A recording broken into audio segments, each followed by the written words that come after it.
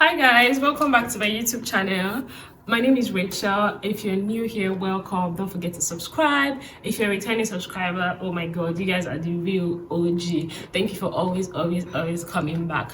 So I thought to do this quick video on side hustles you can do as a 9 to 5. Now I understand that sometimes, just sometimes, if you are the odogus that is collecting many figures per month, this might not be your video, but this video is particularly for people who are looking for ways to supplement their income without their 9 to 5 actually suffering. So they just need something to put extra money in their pockets, maybe to pursue a goal, pay some bills and all of those things. This video is for you. So I have compiled a list of some side hustles that you can do as a 9 to 5 person living in Nigeria that you can use to supplement your income. Let us dive right into it. Number 1, get a new job. Okay, this is like on a lighter note. However, if the job that you're in currently is not enough to take care of your basic bills, say maybe by the time you're done taking out transportation, feeding, you're left very low, it might be time to start looking for new options. So try to revamp your CV, work on your LinkedIn optimization, send out cold emails to companies, recruiters, and see what you can come up with. There are companies that will pay you up to 3 times more for the same exact thing that you're currently doing now. So maybe just explore that option. Number 2, the real number 1, Uber. If you have a car and you're mobile, one of the most easy, flexible ways you can earn extra cash is through ride-hailing app. True ride-hailing apps, Jesus. It's true ride-hailing apps such as Bolt, Uber, and Drive. I think you just register, they'll do a KYC and all of that. You can also do it unofficially. Typically, I know some people who, if they live very far off work, maybe they live on the mainland, they work at the island or on the island. As they're going, they'll just pick up passengers for on the road just to get extra cash for fall. So if you do it officially, you can do that on your way back from work. Maybe just have a timeline of, okay, I'm going to do Uber for like 2 hours just to get full money and all of that. You dictate your hours, you're more flexible. These apps will protect you in a sense, as opposed to picking up a random stranger on the road.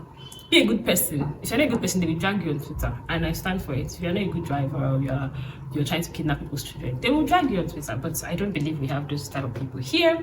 Number 2 is being a virtual assistant. So I've been a virtual assistant before. I worked as a virtual assistant. I started it sometime in 2020. I was doing it off and on because I think I'll share my freelance story. I think I shared it in the video where I talk about shame. I was only doing it off and on when I was broke. Once my daddy sent me my allowance, I would just dump my Upwork account and my Fiverr account. So being a virtual assistant, you don't particularly have to take any course for it. I'm of the opinion that if you don't have money to pay for a course, YouTube is your best friend. Go on YouTube. It will take you time, but there are like 1,000,001 free videos on YouTube that will teach you the same thing that you're going to learn on these paid courses. So a virtual assistant, basically what are you doing? You're assisting, you're doing what they tell you to do, except it's now high level and more strategic. So calendar management, all of these are things that you can do. The core of it, or what you need to even learn is how to find clients. So you can find clients on Upwork, on Fiverr, on Facebook groups that has business owners. One of the ways I got my clients when I was very active in it was I would join Facebook groups of a certain region that has business owners. So I would search Arizona business owners, Arizona women in business. I joined the group, comment, shoot code emails, because when you join these virtual assistant job groups, this is a pro tip I'm giving you. When you join these virtual assistant job groups, you're competing with like 200,000 people for one job. However, when you go to where the business owners are, is your turf, you're sending emails and all of that. They will sense though, because they'll kick you out if they know that you're not in Arizona. The other one is writing. I've also written before. I wrote primarily on Upwork. So what I did was, one of the jobs I applied to was an agency, writing agency at Upwork. So they always had jobs I had to write. It paid about $15 per 1,000 word. Then Upwork would take their commission and all. And it was a good deal. I got my first phone in 2021. Not my Redmi phone in 2021 with the money I earned. I was writing in NYC camp. I was in camp, but I had a target. I wanted to get that phone immediately I left camp. And the only way to do that was to write more. I didn't have a laptop. I was writing on my phone. I had an Infinix phone I was using at the time. It was very slow, but I made do.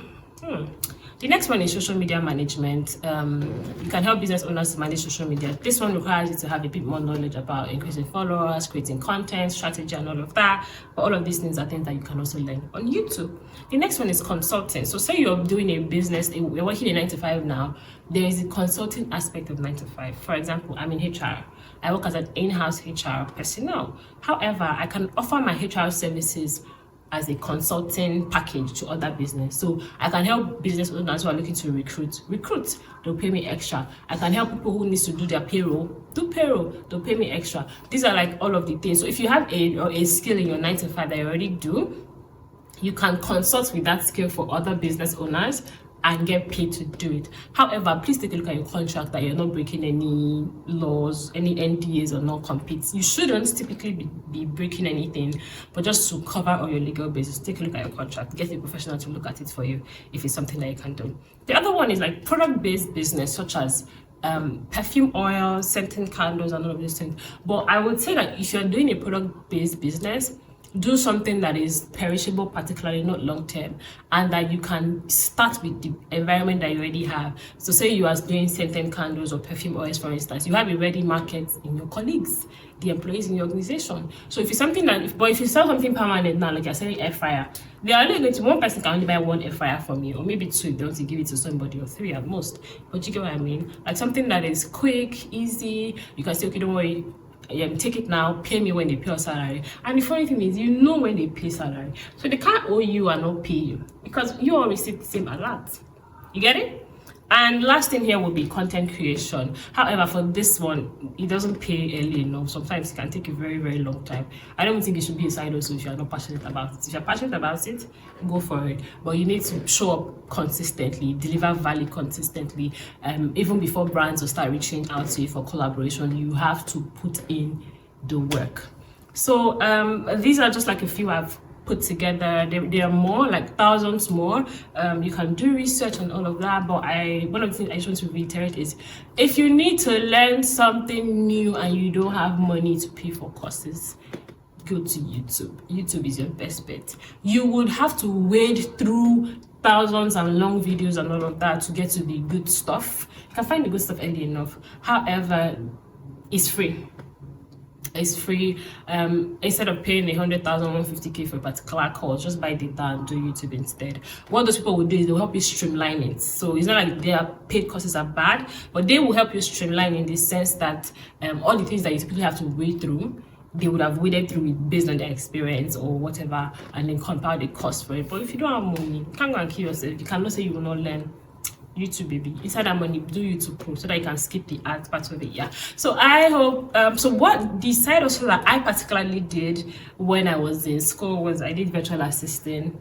Even as a 9 to 5, I stopped actively doing side hustle in 2023. Happy? 2023. So I as a 2023, mid 2023, I was still working as a virtual assistant, a social media virtual assistant for a client in the US. So I did that for a couple of months, and then towards the end, I just wrapped it up, and I really haven't been able to get back to it because something keeps coming up and all of that. Yeah. So now what's the form of this? YouTube and content creation. But yeah, I hope all of this has been very helpful. Comment down below, decide also that you did or currently do your 9 to 5 to also help people who are looking to toe this route. See you. Don't forget to like, comment, subscribe, and share with your fellow 9 to 5ers who are looking to add extra income to their current salaries and all of that. See you next time. Bye.